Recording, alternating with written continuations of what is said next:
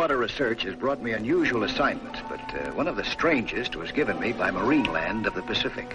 It was a quiet morning. The sky was clear, untroubled, peaceful. Or so it seemed when I started down into the big fish tank. I'd taken on the force feeding of a blue shark that was refusing to swallow food. It's odd how these fish, so ferocious in the ocean, are timid in captivity. It was this job that brought me to exactly the right place at the right time to get the most demanding assignment of my life. An assignment that made every newspaper headline in the country.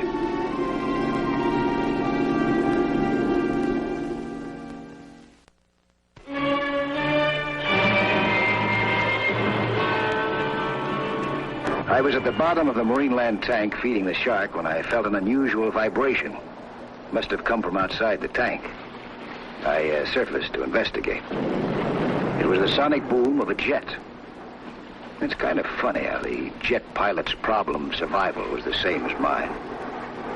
Oxygen taken for granted at sea level, but a vital concern at 40,000 feet up, or 40 feet down. But at the moment, his welfare was being looked after by a control boat offshore. It was monitoring his flight. He came out of that dive pretty low. What was the reading on the scope, Captain? 3,000 feet. Control to XF-190. XF-190 to control. You've worked in too close to shore. Roger. Your pull-out was low on your last dive. I began pull-out at same altitude as previous dives. Sluggish reaction from controls. Shall I try again? Yes. Repeat conditions. Match 2 dive from 40,000 feet. Begin pull-out at 10,000. Level off at... What's the matter? Control to XF-190. Come in, XF-190. Control to XF-190. Acknowledge. You see him? Just about. He seems to be almost down on the deck. XF to control. Violent vibration throughout ship. Cannot hold altitude. I'm going to ditch. Do you see me? Jim, bail out. I think I can pull her out of it. Get rid of your canopy and bail out. Can't. Too late.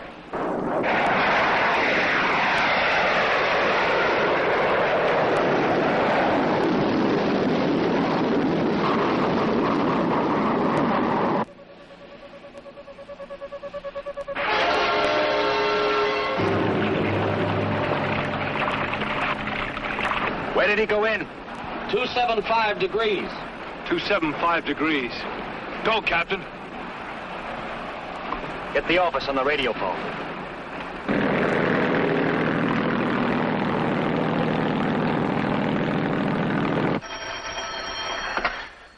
Hello?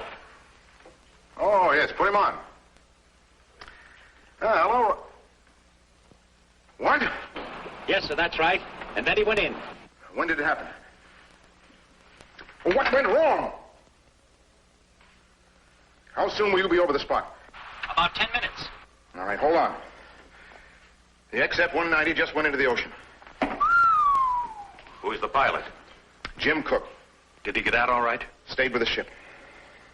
He has 2 children. He didn't have a chance. The plane sank in 60 seconds. We've lost Cook. And a research investment of a cool $10 million. What went wrong? We've got to rebuild, and we can't put the same error back in. What did Ryman say? Well, the only thing Cook said on the radio was violent vibration throughout the ship. Hey, Ryman. Here. Do you know how deep it is where the jet went in? Yes, sir, I have the chart right here. It's 60 feet to the bottom. All right, now get this. Put a dye marker overboard where the plane hit. Watch for air bubbles on the surface. Get your sonar operating. But find that aircraft. I'll have a Navy salvage crew out to you as soon as I can. We've got to raise that ship and find out what went wrong. Sir, the captain says we've got to tie a marker buoy to the XF within an hour. I can't get the Navy out there in an hour. Why an hour? Hello, sir. This is the captain. It's blowing up out here. I wouldn't guarantee more than another hour of calm sea. After that, it might get too rough to search. Sir, if we don't mark and find the wreck now, we might never locate it again. All right. You locate that jet now. I'll have a marker buoy tied to it in 15 minutes. I know a man who can save us $10 million in 15 minutes. How? Jeannie, get me Mike Nelson at Marine Land of the Pacific. If he's not there, try his boat through KOU. But find him in a hurry. It's important. I think you better call Jim Cook's wife. Who's Mike Nelson? Oh, he's an ex-frogman. Knows this part of the coast from top to bottom.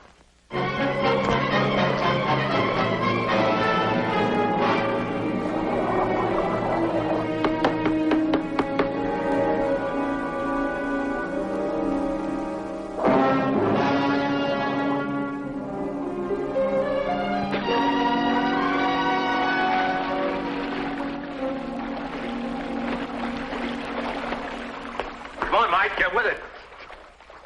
What's the big rush? Door Aviation wants you in a hurry. One of their jets conked out at sea. Oh? Now, what do they want me to do? Get out on the hook on the marker buoy? Yeah, it's 6 miles out, 60 feet down. They say what happened to the pilot? Did he bail out in time? He went down with the jet. Those test pilots, they really have it rough. I'll take sharks any day. Now, let's see. Better give me an extra lung. Yeah? And I'll need the underwater phone. Right. I'll go get dressed. No, you don't have time. I told them you were in the tank. They said, come as you are. They've got a helicopter on the way to pick you up.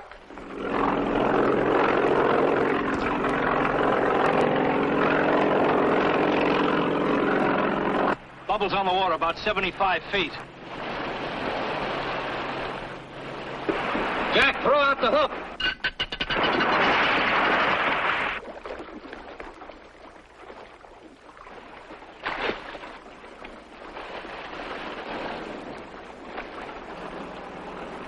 That's half the battle.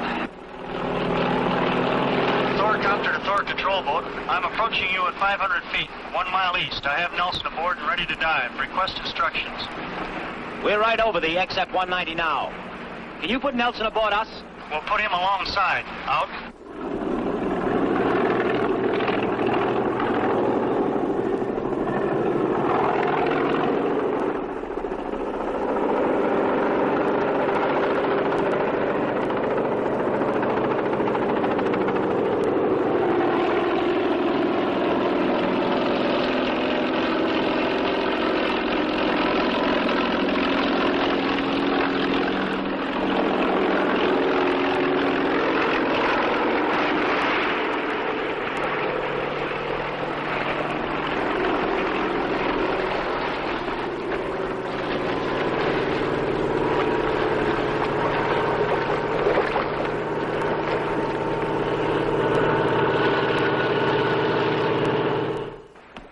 Nelson? Yeah. Well, it sure looks like it won't be much trouble finding that jet of yours. All I'll have to do is follow those bubbles down. I'll hook this line onto her instead of a marker. You watch for it now, huh? Mike, I've got this underwater light all hooked up. Can you use it? Oh, yeah, fine. That's a good idea. What about your underwater phone? No, not this trip. If I need anything, I'll send up a message on this slate. How? With one of these rescue packs I've got. Is there anything else you want? Yeah, that jet plane.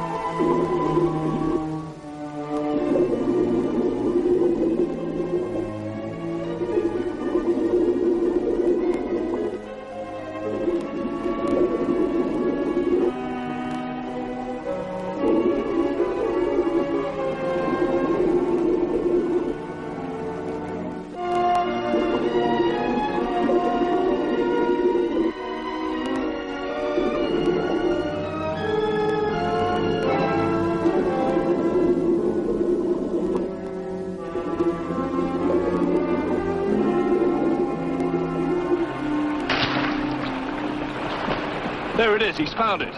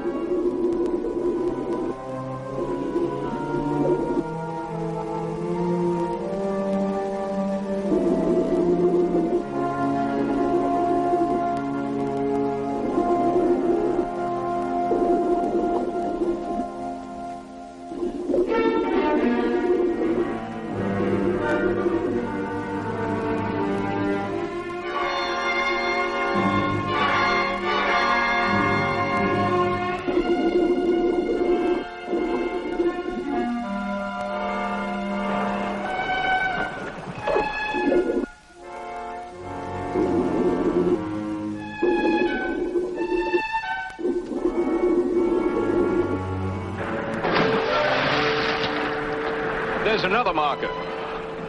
Looks like a slate. Get the boat hook.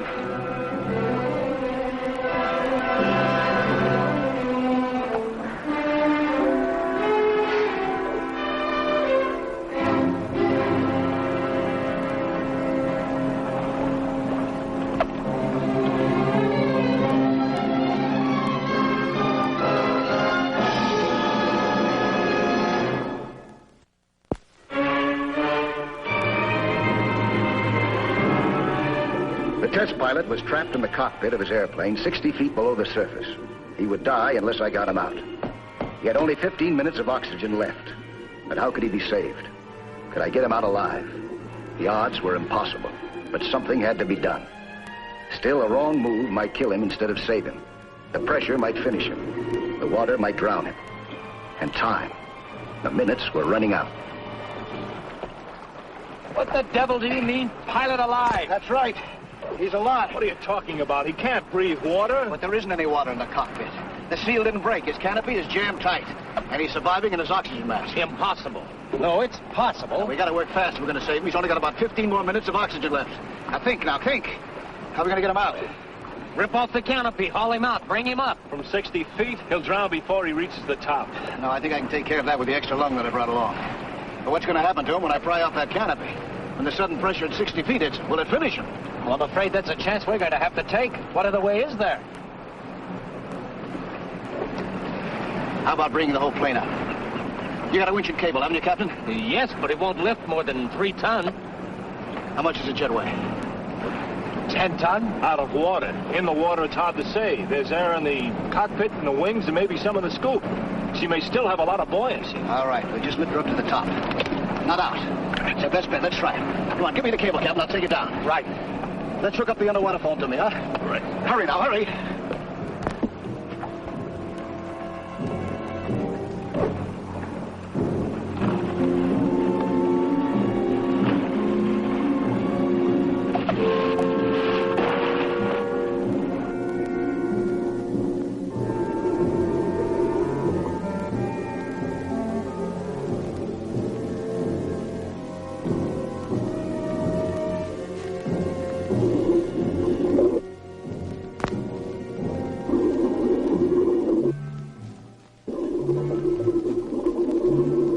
Gonna need a lot of luck.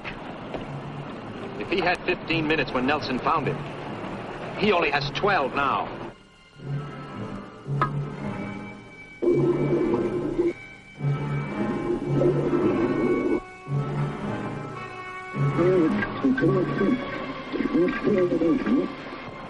He says to take in the slack. All right, bring the slack in a little bit.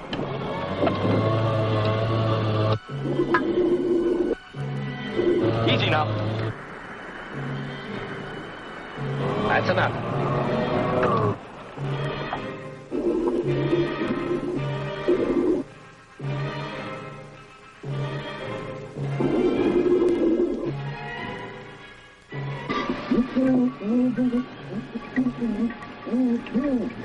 He said to start hauling in. Easy.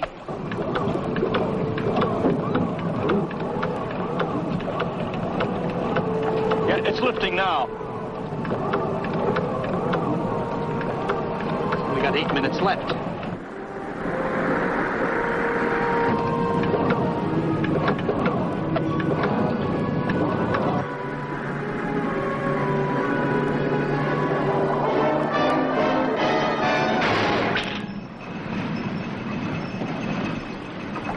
What happened, Captain? The gear broke. Well, can it be fixed? No. Listen, Nelson. Nelson, the gear on the winch broke. There was too much weight.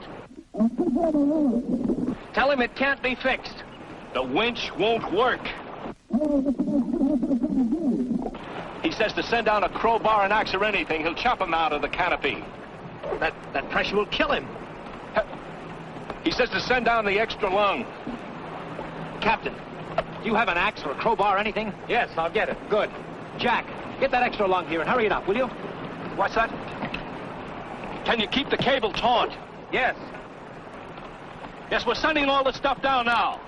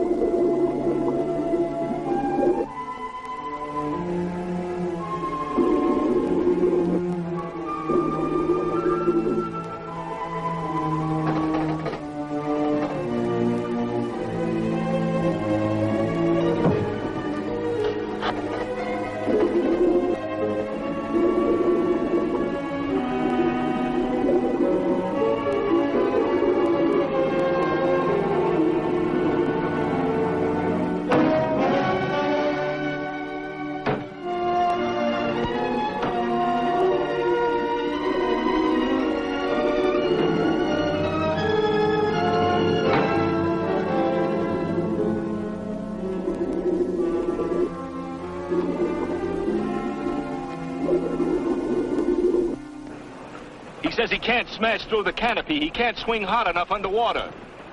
Tell him to pry it off. He's already tried that. What? He wants to know if you got some kind of cutting torch aboard. Captain? Yes. Good, then get it. Right. Tell him to come after it. Nelson, we've got the torch. Come on up after it. There's only 4 minutes left.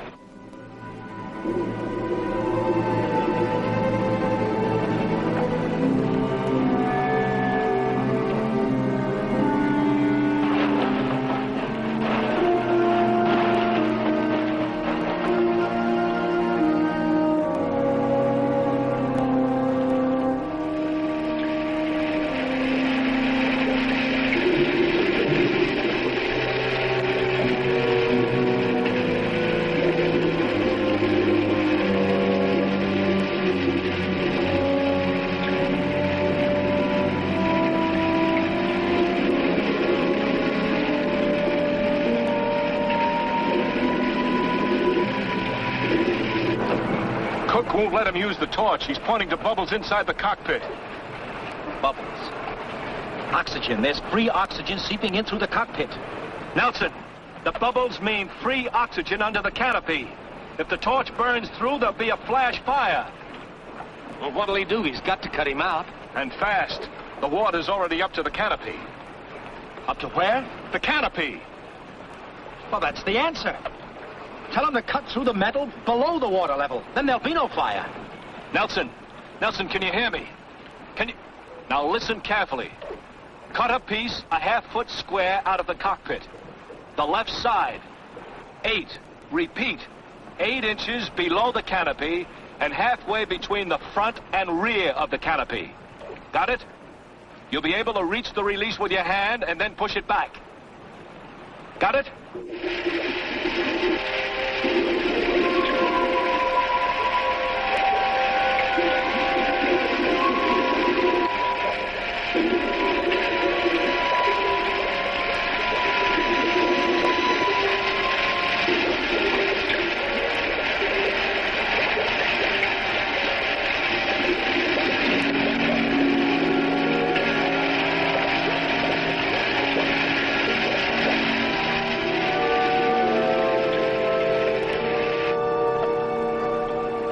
My watch says he's almost finished.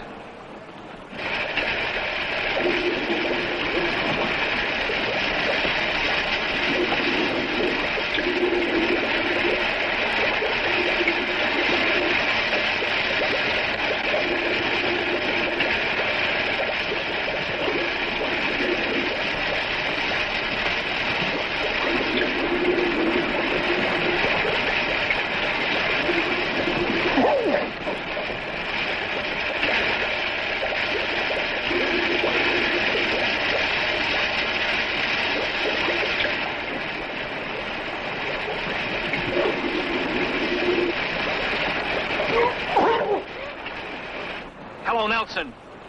Nelson, can you hear me? Nelson, can you hear me?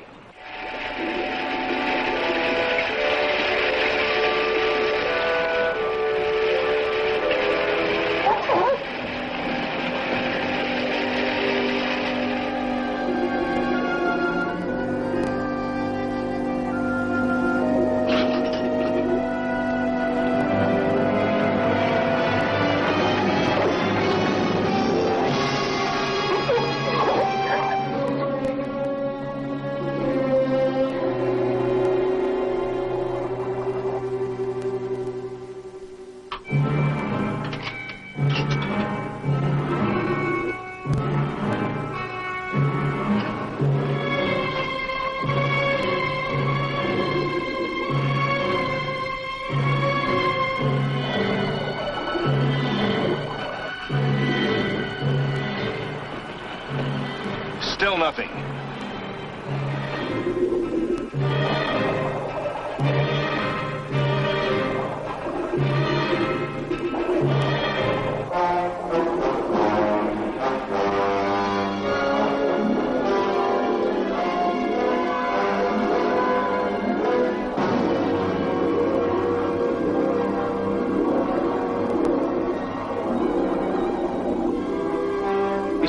He's calling. Say that again, Nelson. Say that again. He says to haul Jim up. To haul him up. He's tied him to the marker buoy line. There's a chance he may be alive. Haul that white line in.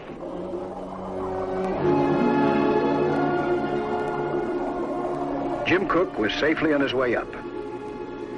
I went into the cockpit to take out a monitor camera. Then suddenly I saw something else. Something that Cook might want. A pair of baby shoes.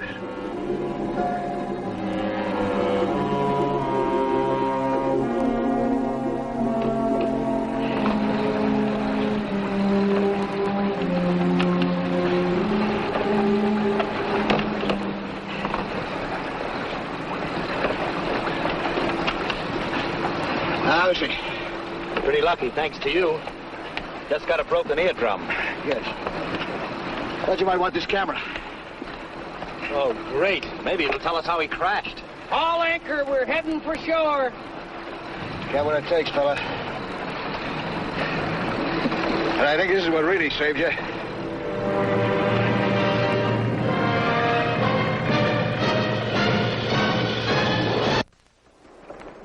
Hi. I'm Lloyd Bridges, inviting you to join us for another action-packed story of underwater adventure 1 week from today.